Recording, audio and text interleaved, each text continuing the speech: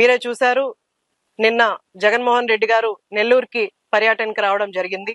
ఒక మహిళా శాసనసభ్యురాల గురించి వ్యక్తిగత విమర్శలు చేసిన వాళ్ళని పరామర్శించడానికి ఇవాళ నెల్లూరు దాకా వచ్చి వాళ్ళని పరామర్శించడం జరిగింది.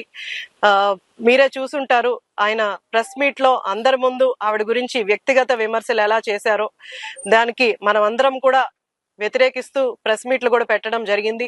అయినా కూడా ఒక మహిళని ఇలా మాట్లాడారు అని కూడా ఈరోజు జగన్మోహన్ రెడ్డి దాని గురించి ఒక్క మాట కూడా మాట్లాడకుండా ప్రసన్న కుమార్ రెడ్డి గారిని పరామర్శించడం ఎంతవరకు కరెక్టో వైసీపీ నాయకులకే తెలియాలి, వైసీపీ అధినేతకు తెలియాలి.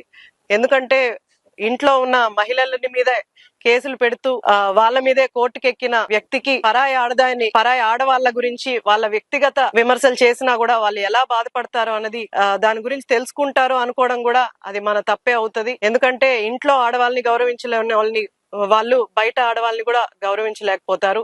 అది మనం ఈ రోజు ప్రత్యక్షంగా చూస్తున్నాం. అలాగే ఎవరికైతే మామిడి తోటలు ఉండి వాళ్ళు బాగా ఇబ్బందులు పడుతూ రైతులు దాన్ని సేల్ చేసుకోవడానికి ఇబ్బంది పడుతుంటే మన ముఖ్యమంత్రి శ్రీ నారా చంద్రబాబు నాయుడు గారు అటు కంపెనీల ద్వారా అటు మన ప్రభుత్వం ద్వారా కూడా సహాయపడుతూ వాళ్ళని ముందుకు తీసుకెళ్తుంటే ఈ రోజు ఆయన ప్రచారానికి వచ్చినప్పుడు ఆ మామిడికాయలు రోడ్డు మీదే వేసి తొక్కిన పరిస్థితి మనం చూసాం. కానీ ధరలు లేక రైతులు మామిడికాయలు అక్కడ వేశారు అన్నది అసత్యాలను కూడా జనాల్లోకి తీసుకెళ్తున్నారు. మనం చేసే కార్యక్రమాలు ఏవైతే సూపర్ 6 లో భాగంగా మనం చెప్పామో అవన్నీ కూడా మనం నెరవేర్చుకుంటూ వస్తుంటే ఇప్పుడు బాబు షూరిటీ మోసం గ్యారంటీ అని మీటింగ్స్ పెట్టి ప్రజల్లోకి అసత్యాలని తీసుకెళ్లే ప్రయత్నం కూడా చేస్తున్నారు. కానీ అవన్నీ అసత్యాలని రాష్ట్ర ప్రజలందరూ కూడా చూస్తున్నారు.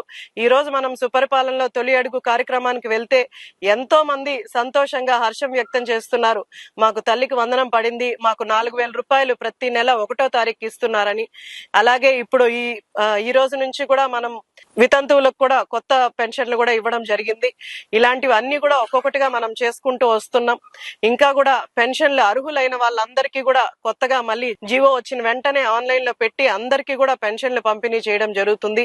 ఇవాళ 1వ తారీఖు అవ్వడంలో మనము పెన్షన్ పంపిణీలు కూడా ఇరకంకి వెళ్లి అలాగే ఇక్కడ మన్నార్పోలు దగ్గర కూడా పెన్షన్లు పంపిణీ చేశాం. ఎంతో సంతోషంగా ఉన్నారు.